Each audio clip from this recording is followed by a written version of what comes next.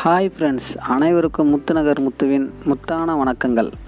நம்ம இந்த வீடியோவில் எந்த இடத்த பற்றி பார்க்க போகிறோன்னா, தமிழ் கடவுள் முருகப்பெருமானின் 6 படை வீடுகளில் 2ஆம் படை வீடான திருச்செந்தூரை பற்றிய வரலாறு மற்றும் சிறப்புகள், மேலும் பல தகவல்களை காணலாம். நம்ம திருச்செந்தூர் கோயில் உள்ள பார்த்திங்கன்னா பல மர்மமும் அதிசயமும் நிறைஞ்சிருக்கு. ஆனால் அதெல்லாம் நம்மளால் காட்சிப்படுத்த முடியாது. நம்ம வள்ளி குகை, நாளிக்கிணறு, அப்புறம் நாராயண சுவாமி கோயில், முனிவர்களின் ஜீவ சமாதி, ராஜகோபுரம், கடல், அப்புறம் நம்ம கோயிலில் உள்ள சுற்றி வர எல்லா இடத்தையும் நம்ம இந்த வீடியோவில் பார்க்கலாம். வீடியோக்குள்ளே போகிறதுக்கு முன்னாடி நம்ம சேனலை சப்ஸ்கிரைப் பண்ணாதவங்க சப்ஸ்கிரைப் பண்ணிடுங்க, லைக் பண்ணாதவங்க லைக் பண்ணிடுங்க, அப்படியே அந்த பெல் பட்டனை அமைக்கிறங்க.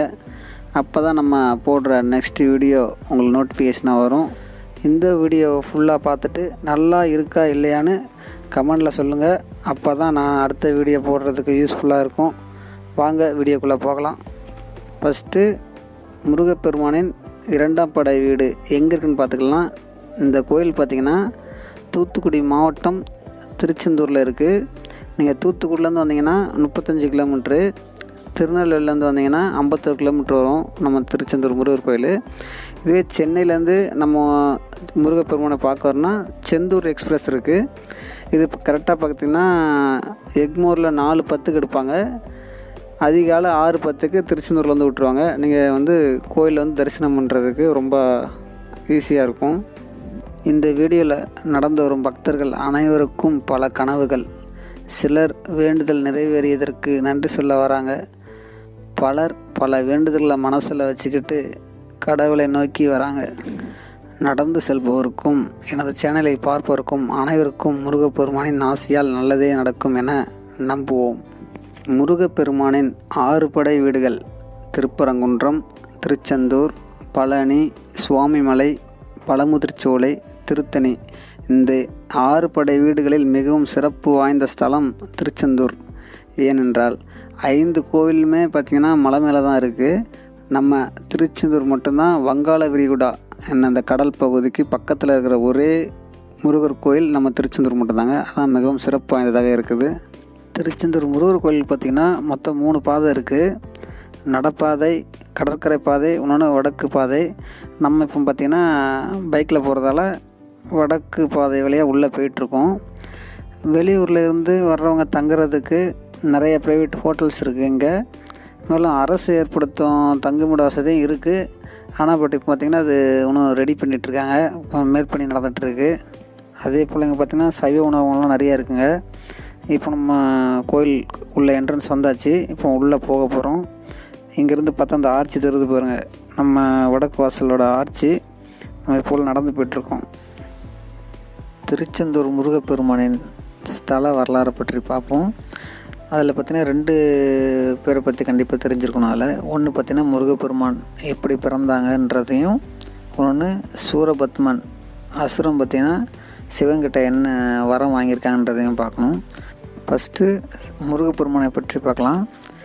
சிவனோட நெற்றிக்கண்ணிலேருந்து 6 நெருப்பு பொறிகள் உருவாகும்.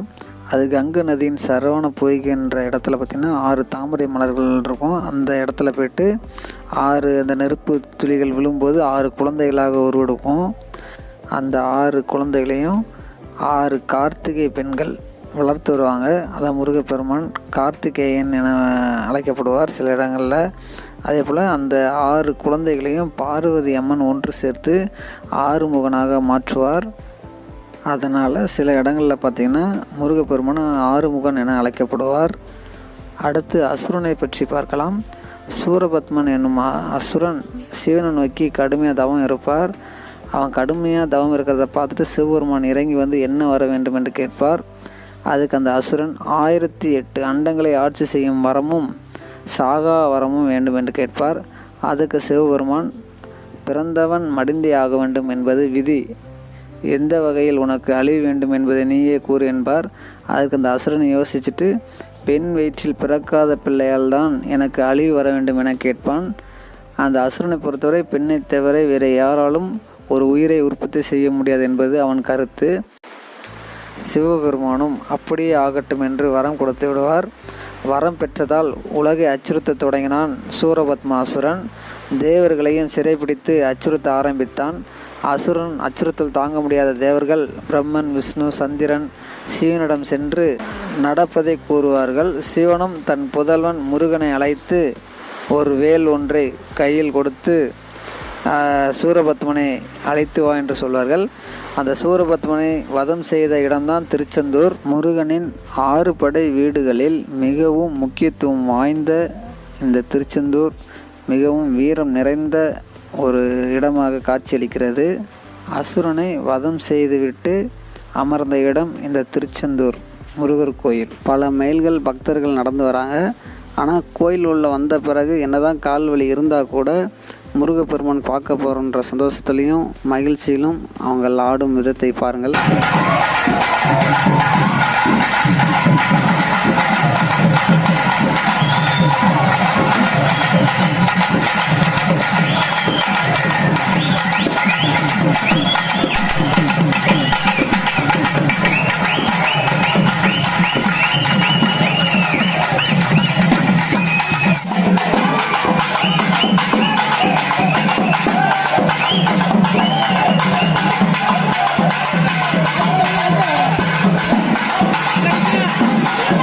மிகவும் முக்கியமான விஷயங்க. எப்படின்னா என்னென்னா, திருச்செந்தூர் கோயிலுக்கு வந்தால் இப்படி தான் சாமியை வழிபடணும். எப்படி பார்த்திங்கன்னா, ஸ்டார்டிங்கில் திருச்செந்தூர் கோயிலில் முங்கி குளிக்கணும். முடியாதவங்க கை கால் அலம்பிக்குங்க. அதுக்கு பிறகு பார்த்திங்கன்னா பக்கத்துலேயே பார்த்திங்கன்னா 4 கிணறு இருக்குது. அங்கே போயிட்டு கை கால் அலம்பிடுறது. இல்லை குளிச்சுட்டு வந்தீங்கன்னா நேராக பிள்ளையார் கோயில் இருக்கும்.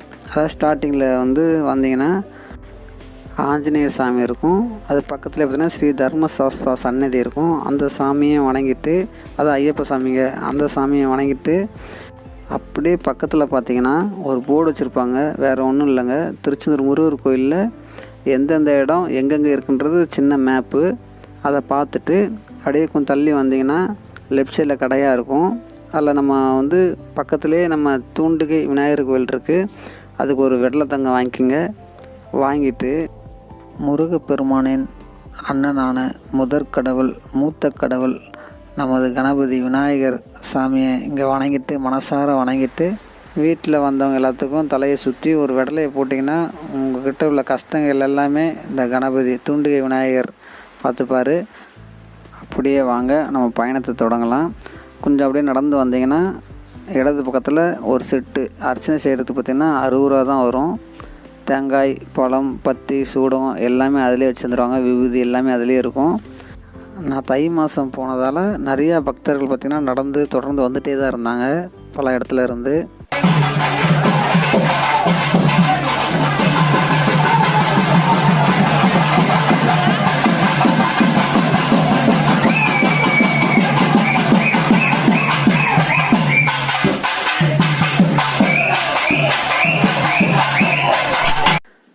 எத்தனை மேளம் இருந்தாலும் அந்த ராஜமலம் சவுண்டு அடின்றது தனிங்க. ஏன்னா பாட்டு வாசித்து அடிக்கிறது எல்லாமே பார்த்திங்கன்னா அருமையாக இருக்கும். அப்படியே நடபாதை மண்டபத்து வழியாக உள்ளே வந்தீங்கன்னா ஸ்டார்டிங்லேயே போட்டிருப்பாங்க, அள்ளி கொடுப்பதில் வல்லமை பெற்றவன் எங்கள் ஐயன் முருகன் அப்படின்னு ஒரு வசனம் போட்டிருப்பாங்க. அப்புறம் அப்படியே வலது பக்கம் பார்த்திங்கன்னா காலனியில் பாதுகாக்க முடியாது இருக்கும். அதில் நீங்கள் பத்திரமா அதில் செருப்பு கொடுத்தீங்கன்னா டோக்கன் தருவாங்க. வாங்கி வச்சுக்கிட்டிங்கன்னா போகும்போது வாங்கிக்கலாம் அவங்ககிட்ட ரிட்டனு. அப்படியே இடதுபுறம் பார்த்திங்கன்னா அன்னதான கூடம் இருக்குது. தானத்துலேயே சிறந்த தானம் அன்னதானம் தாங்க. காலைல 8 மணிலேருந்து நைட்டு 8 மணி வரை ஃப்ரீ அன்னதானம் போடுறாங்க. நான் வீடியோ எடுக்க போன டைம் கரெக்டாக ஒரு 3 மணி போல் இருந்துச்சு. நான் நல்லா திருப்தி வேறு சாப்பிட்டு தான் வீடியோ எடுக்க ஆரம்பித்தேன். அது திருச்செந்தூரில் எனக்கு கிடைச்ச கடவுள் புண்ணியத்தில் கிடைச்ச பெரிய ஒரு கிஃப்ட்டு. அந்த அன்னதானமும் சாதாரணமாக போடலாங்க. சாம்பார், மோர், ரசம், கூட்டு, அப்பளம், லாஸ்ட்டில் பாயசம்னு ரொம்ப அருமையாக எல்லாமே ரெடி பண்ணி வச்சுருந்தாங்க. ரொம்ப அருமையாக இருந்துச்சு சாப்பாடு. ஒரே டைமில் ஒரு 600 பேர் உட்காந்து சாப்பிட்ற அளவுக்கு நல்லா ரெடி பண்ணி வச்சுருக்காங்க. நல்ல அருமையான திட்டங்க இது. வயிறு நிறையா சாப்பிட்டு அடுத்து நம்ம பயணத்தை தொடங்கியாச்சுங்க. அடுத்து நம்ம எந்த இடம்னா மண்டபத்தில் உள்ள போயிட்டுருக்கோம். நம்ம திருச்செந்தூர் முருகர் கோயிலோட செல்ல பிராணி, அதாவது தெய்வ யானை. திருச்செந்தூரில் இருக்கிற யானை பார்த்திங்கன்னா பெண் யானை. இதுக்கு 25 வயசு ஆகுதுன்னு சொல்கிறாங்க. இந்த காட்சியை பாருங்கள்.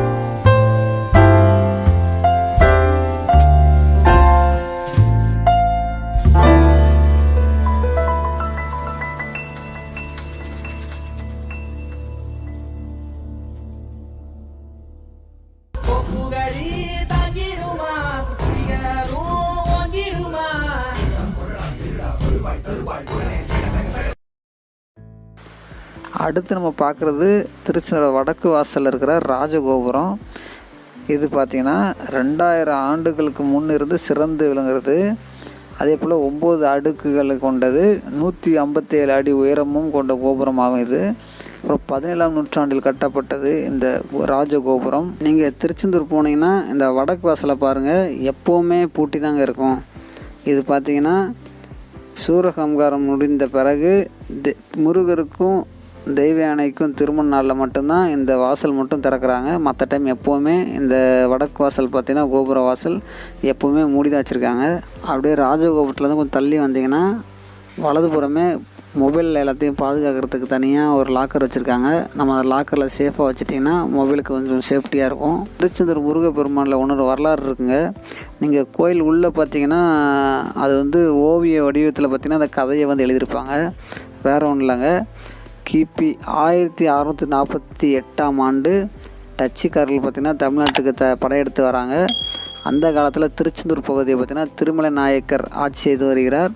வெற்றி பெற்ற டச்சுக்காரர்கள் அங்கே உள்ள வளங்களான தங்கம், வெள்ளி, முருகப்பெருமான் சிலை, அப்புறம் நடராஜர் சிலை அப்படின்னு சொல்லிட்டு ஏகப்பட்ட வளங்களை பார்த்திங்கன்னா கடத்தி கொண்டு போகிறாங்க. கடலில் பாதி தூரம் போகும்போது நிறையா கொண்டு போனால் பிரச்சனையாகும்னு சொல்லிட்டு முருகனோட திருவுருவ சிலை தங்கம் என்று அதை உருக்க நினைக்கிறாங்க. திடீரென கடலில் பார்த்தீங்கன்னா பயங்கர சூறாவளி காற்று. அதை பார்த்தோன்னே டச்சுக்காரர்கள் பயந்துடுறாங்க. பயந்துட்டு என்ன பண்ணுறாங்க, மூலவர் சிலையை கடல்லையே போட்டு கிளம்பிடுறாங்க.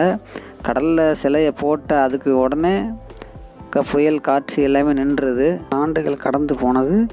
அதன் பிறகு வடமலையப்பன் பிள்ளை என்பவர் கனவில் முருகப்பெருமாள் தோன்றி கடலில் என் சிலை உள்ளது என்றும் அதன் மேல் புறத்தில் கருட பகவான் வட்டமிட்டு கொண்டிருப்பார், கடலில் எலுமிச்சப்பழை மிதக்கும் அந்த இடத்தில் உனது பணியாட்களை கூட்டு சென்று எனது சிலையை மீட்டுவா என்று முருகப்பெருமான் சொன்னதாகவும், அதே போல் வடமலைய பிள்ளை என்பவரும் தனது வேலையாட்கள் பணியாட்களுடன் சென்று முருகப்பெருமான் சிலையை மீட்டு வந்ததாகவும் வரலாறு கூறுகிறது. அடுத்து நம்ம பார்க்க போகிற இடம் வள்ளிக்குகை. திருச்செந்தூர் என்றாலே ஆச்சரியமூட்டும் வகையில் உள்ள இடம் இன்னொரு இடம் பார்த்திங்கன்னா வள்ளிக்குகை தான். இது பவளைப்பாறைகளால் உருவான குகை வள்ளிக்குகையாகும். முருகனின் ஆணைக்கிணங்க பிள்ளையார் விநாயகர் யானை உருவம் எடுத்து வள்ளியை விரட்டியதாகவும் பயமுறுத்தியதாகவும், அப்பொழுது வள்ளி பயத்தில் இந்த வள்ளி குகைக்குள் வந்து ஒளிந்து கொண்டதாகவும் வரலாறு கூறுகிறது. இந்த வள்ளி குகை பார்த்திங்கன்னா கடற்கரை பக்கத்திலே இருக்குது. ஆனால் இதுவரை எந்த அரிப்பும் ஏற்பட்டது கிடையாது. இது வந்து ஒரு மர்மமான ஒரு குகை மாதிரி.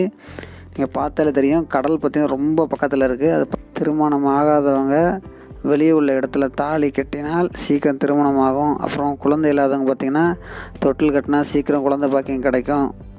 வீடு கட்ட நினைப்பவங்க பார்த்திங்கன்னா ஒரு கல் மேலே ஒரு கல்லாக வச்சு அடுக்குனா விரைவில் வீடு கட்டலாம் என நம்பப்படுகிறது. இங்கு நான் வீடியோ எடுக்கும்போதும் நிறைய பேர் அந்த மாதிரி கட்டிகிட்டு இருந்தாங்க. கட்டுறதை நீங்களும் பார்க்கலாம் வீடியோவில். அதே போல் வள்ளி குகைக்குள்ளே பார்த்திங்கன்னா வீடியோ வந்து அலோடு கிடையாது. அதெல்லாம் உள்ளே வீடியோ எடுக்கலை. ஆனால் தனியாக உள்ளே போய் பார்த்தேன். அந்த அனுபவம் ரொம்ப அருமையாக இருந்துச்சுங்க. ஏன்னா உள்ளே பார்த்திங்கன்னா கொஞ்சம் இருட்டாக இருந்துச்சு, சின்ன இடம். அதில் உடம்பை பார்த்திங்கன்னா கொஞ்சம் சைடாக திருப்பி தான் உள்ளே போனோம். உள்ளே வள்ளியோட சாமியோட சிலை இருந்துச்சு.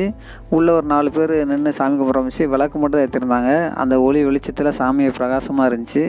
நல்லா சாமி கும்பிட்டோம். வெளியே வரும்போது அதே போல் தாங்க கொஞ்சம் பயமாக தான் இருந்துச்சு, மாட்டிடுவோன்ட்டு. அந்த அளவுக்கு சின்ன இடமா தான் இருந்துச்சு. உள்ளே போயிட்டு வெளியே வந்துட்டோம்.